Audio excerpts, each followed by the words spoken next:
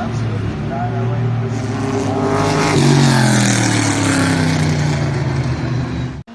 Hello everybody, welcome back to another video, another challenge. Last time we did the Isles of Man TT, where our only goal was to complete it. That was it. And we did. And now I'm back for another challenge on Pikes Peak. Because it is this year the 100th running of Pikes Peak, I think in June. It's one of the oldest motorsports in the world, and I wanted to, well, drive up myself, and luckily, the original dirt rally from like 2012 or whatever has the Pikes Peak International Hill Climb and a whole bunch of hill climb cars to go racing with. So that's what I thought I would do. And, in order to start that off, before I tackle my real challenge, I would do some practice. And I decided to practice with the Peugeot 405 T16. It was a record holder in '88, I believe. It's a beast. All-wheel drive, very lightweight, ridiculously high-powered, and a hilarious body kit. But let me explain to you why this challenge is so difficult. Because the cars are incredibly fast and incredibly grippy, but the terrain is brutal. It is almost as long as the Nürburgring, over 14 miles long. But unlike the Nürburgring, which you can memorize at least a little bit, because it's a lap, Pikes Peak is a public road that is a point, so it's a point-to-point, starting at 9,000 feet above sea level and ending over 14,000 feet above sea level. And there's no barriers, there's practically no runoff, and the cars are some of the fastest closed-wheel racers ever built, short of the LMP cars. They're insane all-wheel drive, crazy machines. And, yeah, it would be quite a challenge. Just getting the test, just doing this practice run was a challenge. And I did, on my practice run, a 9-minute and 21-second time, which, to be fair, I was pretty pleased with. It wasn't a perfect run. None of my runs are going to be perfect, FYI, fair warning. Most likely anyway. But it was acceptable. I didn't run anybody over, because spectators stand on the sides of the road like it's Group B or something. And I didn't hit a tree at 100 miles an hour, so I will take it. But the real challenge, now that the practice was over with, was to lap, or yeah, set a stage time up Pikes Peak with the previous record holder, the Peugeot 208 T16, and beat the 9-minute barrier. That was my goal based on the time set by the 405 T16, so I thought I'd have a go with it. Our goal is to break the 9-minute barrier, okay? I think that's doable, given we did a 9:21 with the old Peugeot, and we have the new Peugeot, the 207, I think is the name of it, T16. It's a beast. So it should be doable, provided we don't fall off the cliff. You can see it is dramatically different, yet also very similar to the 405, because it's got a massive wing on a little hatchback with a mid-engine layout. But that's pretty much where the similarities end. This thing, well, first off, the wing is ripped right off of the 2009, oh dear, ow, okay. I was gonna say, the wing was ripped straight off of the 2009 Le Mans winning LMP1 car, which is why it looks so out of place, and it makes 875 horsepower in a vehicle that weighs just 875 kilograms. Eat your heart out, Koenigsegg. This thing did the 1-to-1 power-weight ratio well before you guys did. This is, what, 2013? I think the 1-to-1 came out like 2015, I want to say. This thing, it's a beast. It's all-wheel drive, incredibly light, ridiculously high-powered. It held the record here at Pikes Peak from 2013 to like 2019, I think, when the IDR bested it by about 15 seconds. And even then, it's still the fastest gasoline car ever up the hill. And Peugeot has hinted, off and on in the past, when they heard about Volkswagen's record, that they expected it to be faster, which is a bit of shade, I'm not gonna lie, saying that your main rival that crushed you by 15 seconds is slower than you thought. Oh dear. Thank you, sign. I should not have stopped that quickly from the sign, but the sign saved my life there. Whew. I need to stop telling a history lesson because this is a very difficult car to drive. Not in the fact that it's, dangerous or anything. It's just that the speeds are so fast and the road is so unforgiving. You don't have a pace note person, a co-driver, to tell you where to go. So it's all based on memory and quick reaction time. And those are not the easiest things to have when you're doing commentary, which is why you never see racing drivers at Le Mans or whatever doing commentary for an audience, usually speaking. Uh-oh, it's not stopping. Ow! Ow! Yeah. Okay. This is gonna be tough, because the speeds are insanely high, and I'm gonna be honest, Dirt Rally, the original one like this one is not the best on a controller. I've gotten used to it, and I'm certainly better at it than I once was. Boy. Oh, no. I just murdered like 100 people. It's manageable, but it's not what I would call brilliant. It's not Dirt Rally 2, it's not Forza. Forza's probably a bit too easy, to be honest, on a controller. Whoa, ow. The signs in this game are brutal. We've broken the radiator. Hopefully that won't be an issue. We're just gonna try and drive this thing as cleanly as we possibly can, That wasn't the end-all, be-all accidents of the world. It wasn't, running over spectators or falling off a cliff or anything, which are both highly probable on Pikes Peak, because Pikes Peak is the dumbest modern motor race in history, and that's why I love it so much. I mean, name another motor race on the planet in this day and age that has no guardrails, surrounded by people, and climbs up 14,000 feet into the air. Yeah, these guys are lunatics. But that's the fun. That's the reason why it's celebrating its 100th running. You don't do that by being mediocre. Unless you're the French Grand Prix. Then, I guess you can. Whee. There we go. A little bit of an off, but it wasn't that big of a deal. We didn't hit any trees or anything yet. This thing has so much grip, even in its pretty much weakened state as we're in now, as you can see. It's an insane vehicle. I honestly think it could use another gear, because this track does have a lot of topping out with this vehicle. I know why it has its very short gear ratios for maximum acceleration for the rest of the course, but I really do think it could use almost an overdrive gear.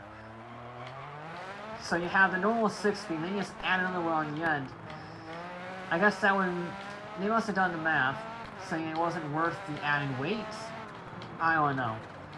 I would have added one probably. I guess the question comes down to how much time do you gain from going 180? Oh dear. We're okay. Sign, save this again. I guess the question comes down to how much time do you save on those higher speed sections versus your weight cost, pretty much. That's the analysis they probably did. We're okay, we got some airtime. You don't get airtime at Pikes Peak. That's Mount Washington you're thinking of, Peugeot. Whew, this is not easy. This reminds me of the time when I raced the Isles of Man. My simple objective for that game was to simply survive, and this is more or less the same. I know I can get a good time, it's just a matter of, well, surviving the run without completely dying.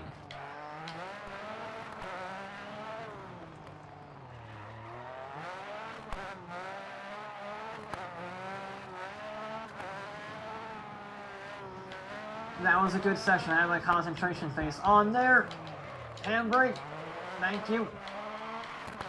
Whew. You see, I have my concentration face on there. And, nope, piss off. And, I had every corner perfect. As soon as I started talking, I fell off the road twice. We saved it twice, which is nice, but, yeah. I might need to go back to my concentration phase. Sorry, guys. Damn it.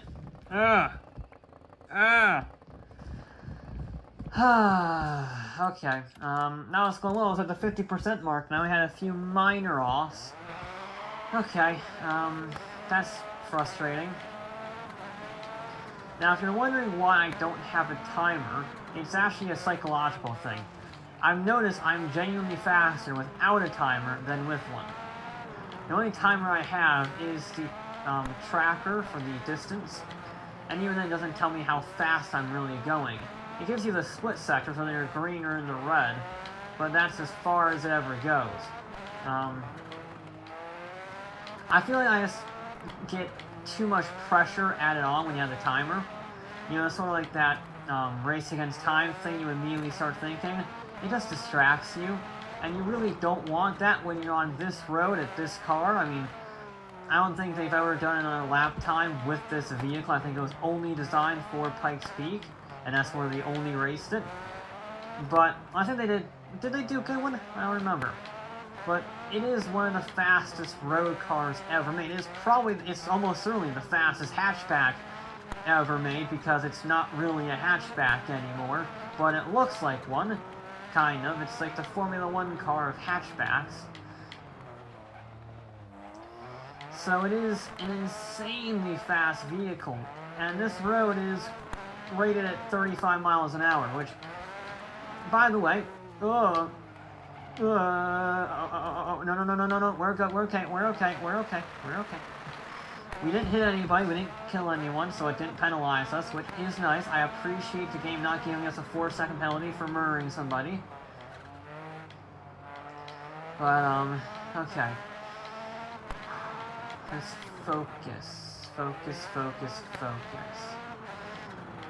This is one of those vehicles that I can imagine the drivers would get tunnel vision from driving too much, because you are looking directly at the road in front of you. You're really looking like 10 feet in front of you, 15 feet. It's like you're trying to judge the corner ahead, while also using your memory from the track. That's why I did the practice in the first place. No. Ow. Okay. I would much rather take hitting a sign than falling off a cliff. Okay, we don't want to pull a Mitsubishi Evo. There's only one of these things in the world, okay? There's plenty of Mitsubishi Evos. You can tumble that thing all you want, but there's only one T16 like this in the world. So it's not completely been it. Yeah, you see, here's where you might want another gear. You gotta get on the brakes really hard for this hairpin. A little bit of a short line, not really the fastest line, considering I two-wheeled it, but whatever. You really don't want to slide this thing too much, because it does have so much grip. There are hairpins, and it is slightly beneficial, because then you don't get any understeer. You just help that front end get turned in a little bit more than it can. Like there. We're fine. Never mind. We're not fine. We had a problem. But you know what? We're getting better. We're getting better each run.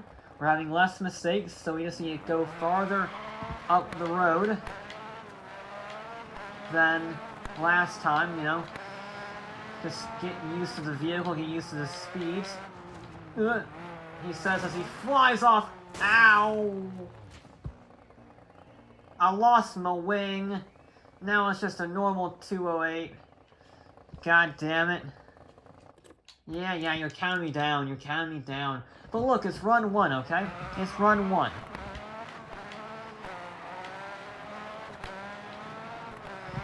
Okay.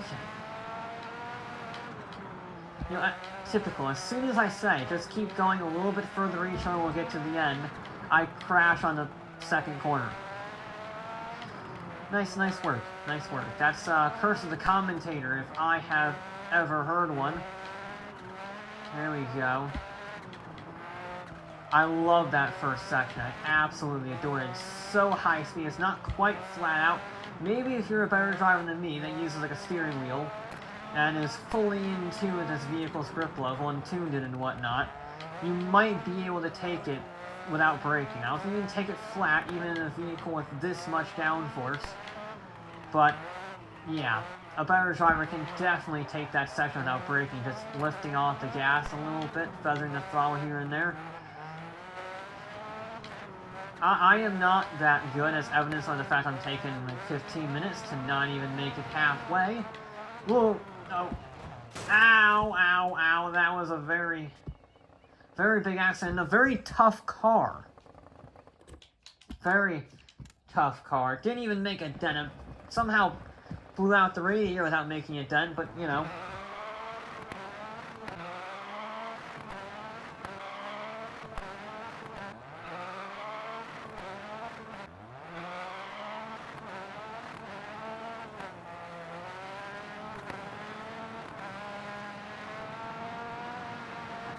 We are in uncharted territory now, fellas.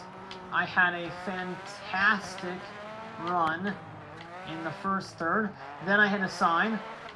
Nearly flung it off the cliff, but it's okay, recovered it. That was the fourth section? Yeah, fourth section. And now, we are entering the unknown. This is the section of hairpins, really. There's gotta be a dozen hairpins on this section. Oh, that's not a hairpin. I thought that was a hairpin. Yeah. There's so many I lose track, because this one, not the one coming up after this right-hander, is, gee, another hairpin. And then, oh my god, would you look at it, there's a hairpin. Don't hit the Suzuki. That would be pretty impressive if I hit a racetrack in Japan from a mountain in... Whoa. It's fine. Ugh. Alright, we lost a bit of time on that one. I know, braking a little early, I don't know. You see, I think you do want a little bit of handbrake there, just enough to get the back end going. Ugh. And it's useful if you don't forget where you are on the track and you realize there's a hairpin coming up and you're not braking in time. Yeah, I'm not getting the hairpin handbrakes spot on. I mean, I'm not crashing, I'm not spinning out, which I guess is a good thing if your bar really is that low. But, it's not as smooth as others. See, that one was pretty good. That one, it didn't spin out, it didn't spin the rears up too much, and it got the front end turned into the corner, which is really what you want to do if you're going to end up using the handbrake. There we go. So yeah, you see, we were actually up on that sector because, among other things, that corner. Now, where are we going over here? I'm hugging the inside wall, to be honest. Probably shouldn't be doing that, but, you know, whatever. We're almost there, though. We are almost there. Please let this be sub 9 minutes. I really don't want to have to go through this again. This has taken quite a long time, and a few off-camera mishaps that weren't really worth including just because they were repeats of stuff that you had already seen, and you don't want to see it really multiple times with no commentary other than angry noises. Come on, baby. Come on. The 405... Did a 921.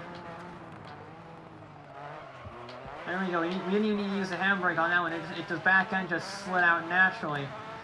We only have a few more corners. No! No! Ah!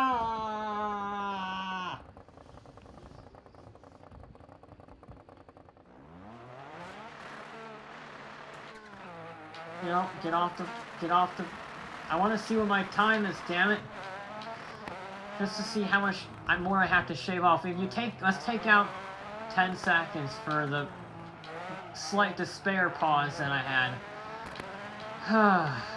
Damn it. That's actually really annoying, because this section up here isn't that difficult. One more sharp corner. That's it. We only had one more shock corner, and then we were pretty much there.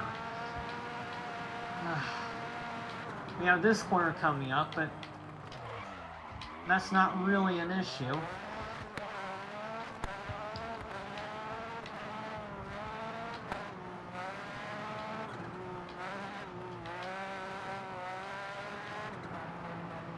I just want to see what my time is now. Oh, okay. That was a lot harder than I thought it would be. And it is...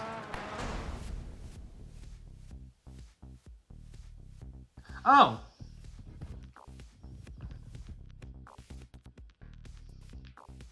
I beat it! And I barely won, too, by 0.2 of a second. So, yeah, this thing can do like an 820 pretty easily. That's ridiculous. I don't know how I feel about that now, because on one hand, I went off the road, which is what I said I wouldn't do. But on the other hand, I completed my objective with plenty of time to spare.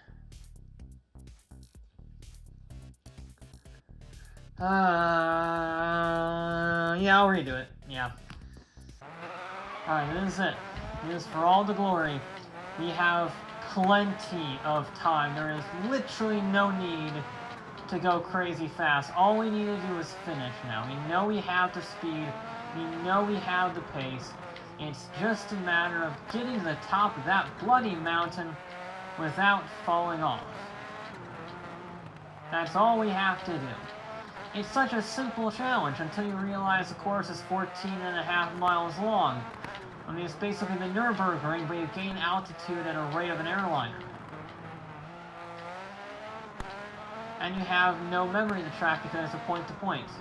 Which, I mean, to be fair, it's even harder for the drivers of the real ones because we can redo it a million times.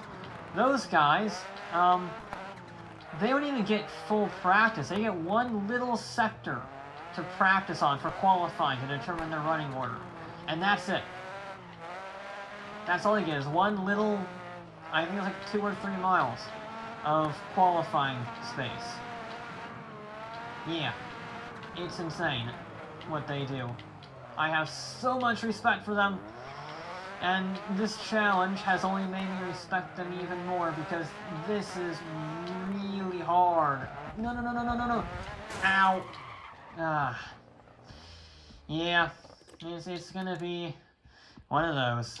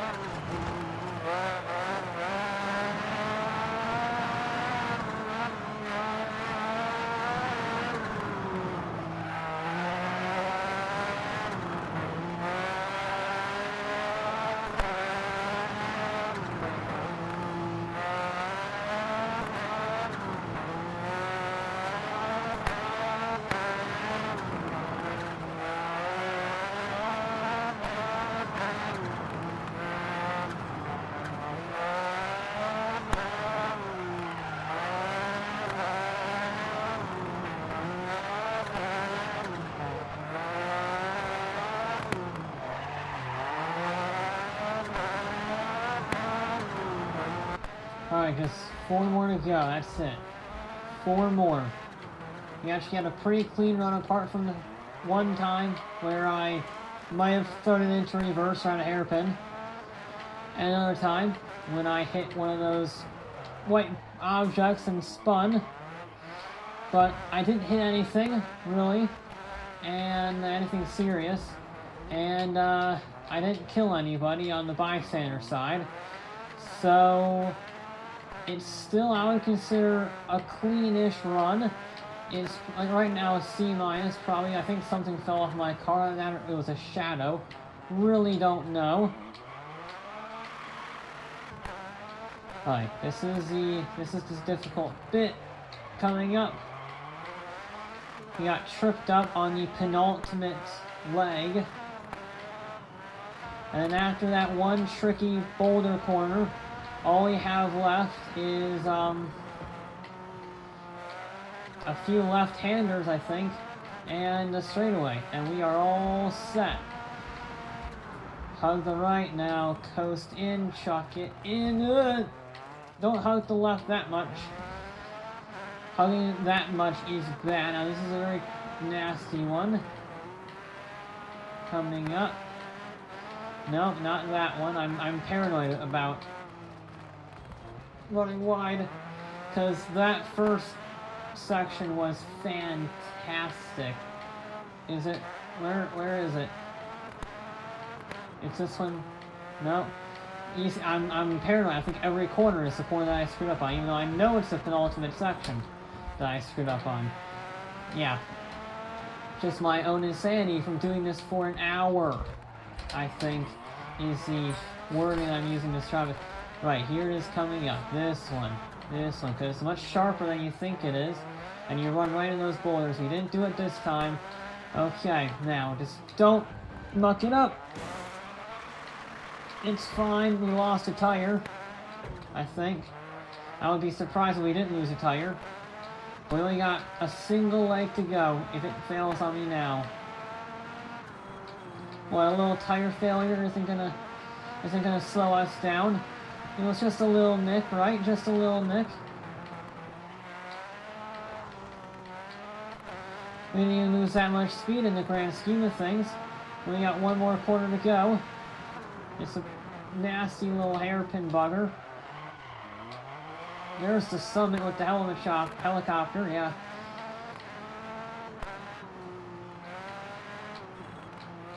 I don't like this. I'm inching my way around the track. I'm focusing on the map now. Remember how I said I was focusing too much on the time? I'm focusing too much on the map now. But it doesn't matter, because there's the finish line. Yes! Oh, we got an achievement for it, too.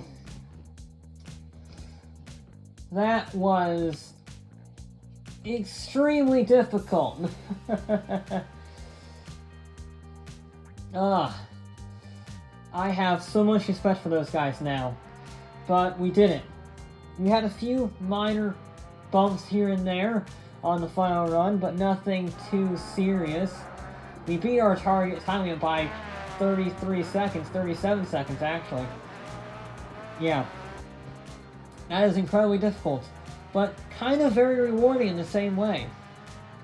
Anyway, that will be it for this episode of, well, Dirt Rally. And I probably won't be back with more, but I'll be back with more videos in a little bit.